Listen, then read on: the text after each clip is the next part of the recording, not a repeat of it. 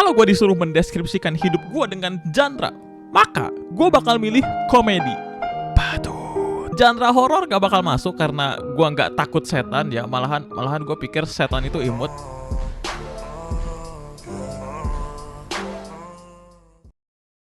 Sorry guys. Genre romance lebih gak masuk lagi karena gue nolak. Terus kenapa komedi bang? Nah ini semua berawal dari waktu gue masih sekolah. Waktu gue masih kecil gue tuh pengen banget jadi orang yang lucu gitu kan. Tapi daripada lucu, gue lebih kelihatan kayak badut. Kalau lu pengen tahu apa yang gue lakuin, gue dulu ngelakuin hal yang dilakuin sama Mr. Bean. Bro, gue gak ngerti apa yang gue pikirin waktu gue masih kecil bro. I look stupid. Jadi gue mikir kalau gue pengen lucu ya gue harus ngelakuin hal bodoh yang gue percaya kalau itu lucu. Jadi pada suatu hari guru gue tuh lagi ngajar di depan kelas gitu kan. Dan karena gue pengen kelihatan lucu, gue pasang kaos kaki di telinga gue. Terus banyak teman-teman gue yang ketawa tuh kan. Dan karena banyak yang ketahuan lah gue sama guru gue gitu. Dan guru-guru zaman dulu jangan ditanya ya. Gua waktu pelajaran aja gue disuruh berdiri di luar, apalagi pakai kaos kaki di kepala. Gue dipukul pakai penggaris kayu. Dan itu sakit banget, man. Sampai gue pulang dari sekolah tuh kelihatan kayak orang habis dirondo aja. Jadi pada akhirnya satu kelas ketawa lihat gue. Bukan karena gue lucu, tapi karena gue kelihatan tolol. Dan lu gak bisa nyalahin gue karena jokes zaman dulu gak ada yang lebih lucu daripada Mr. Bean tuh. Lu tahu gak sih yang ini apa? 1, 2, 3, 4, 5 dada monyet. Jokes itu harusnya bisa bikin kita ketawa. Tapi yang ini bikin gua kesel. Gua nggak pernah ketawa denger ini gak lucu, man. Overuse dan racist, bro.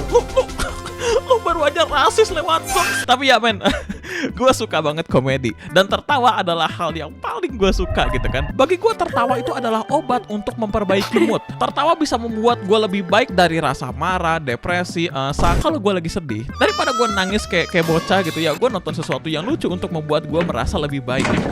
Dan beberapa orang mungkin gak setuju dengan gua karena mereka lebih milih buat dengerin lagu sedih gitu kan untuk membuat mereka makin depresi gitu. Dan gua iri, gua nggak bisa ngelakuin itu ya. Sejauh ini belum ada lagu yang bisa bikin gua nangis.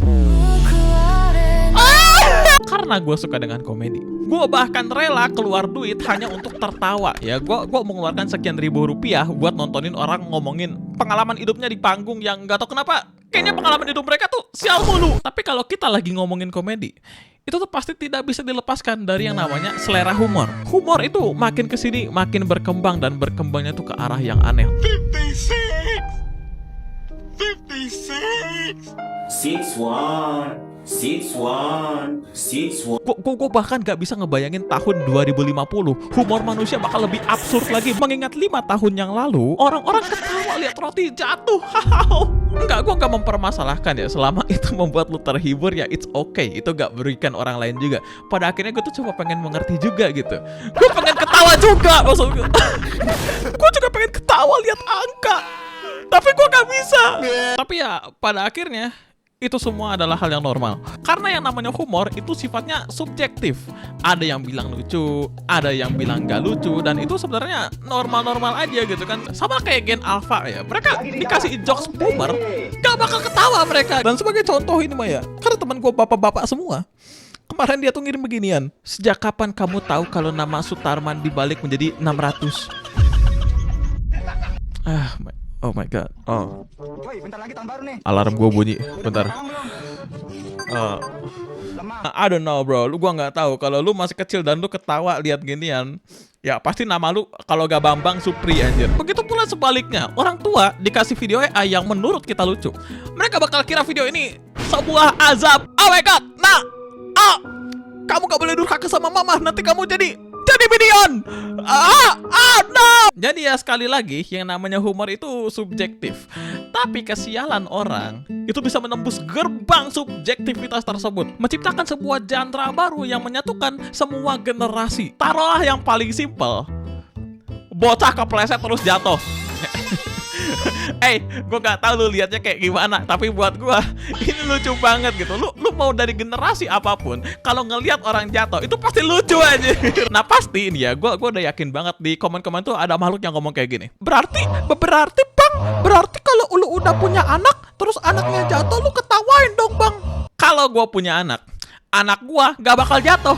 Gak bakal. Anak gua bakal beda dari anak-anak ingusan yang lain. Waktu dia lahir, gua bakal datengin iShowSpeed ke rumah gua buat ngajarin anak gua caranya backflip ya. Jadi kalau suatu saat dia jatuh, anak gua bakal backflip di udara. Lalu dia mendarat dengan kedua kakinya dan satu tangan menyentuh lantai. Orang-orang di sekitar akan takjub melihat kehebatan anak gue sendiri. Mereka bertepuk tangan, bertanya-tanya, ini anak siapa? Keren sekali. Lalu gue akan perlahan berjalan ke depan. Gue bakal teriak sekencang-kencangnya, dukung anak gue jadi presiden. Anak gue umur segini bisa backflip, apalagi udah gede. Jangankan backflip, negara pun bisa backflip. Aduh, apa sih? Gue gak nyambung banget, Thailand. Tapi ya enggak, seriusan ini Mah ya. Kalau anak gue jatuh, gue bakal jadi orang yang ketawa paling kencang di depan anak gue. But hear me out guys, hear me out. Hal pertama yang kita lakukan kalau ada orang terdekat kita jatuh adalah tertawa. Udah puas ketawanya, baru kita tolongin itu bocah kan. Bahkan bapak gue ketawa kalau lihat gue jatuh, dan itu lucu. Tertawa itu sifatnya menular, kayak COVID ya. Dengan teman gue tertawa waktu gue jatuh, membuat gue ikut tertawa daripada merasakan rasa malu yang tidak ingin ku rasakan. Anjay. Setidaknya itulah yang gue rasakan gitu kan. Tapi kalau diketawain kan yang ada bikin tambah malu. Nah kalau itu mah derita lu sih maksudku. Gini loh, menurut gua ya kita semua tuh harus bisa belajar yang namanya menertawakan diri sendiri, men. Jadi kalau lu jatuh lu ketawa, itu rasanya lebih menyenangkan gitu. Kayak aku pengen jatuh lagi dong, kapan ya? Dan balik lagi ngomongin humor, kalau kalian ngerasa kalian punya humor yang sama dengan gua, yang sama tuh kayak gimana bang?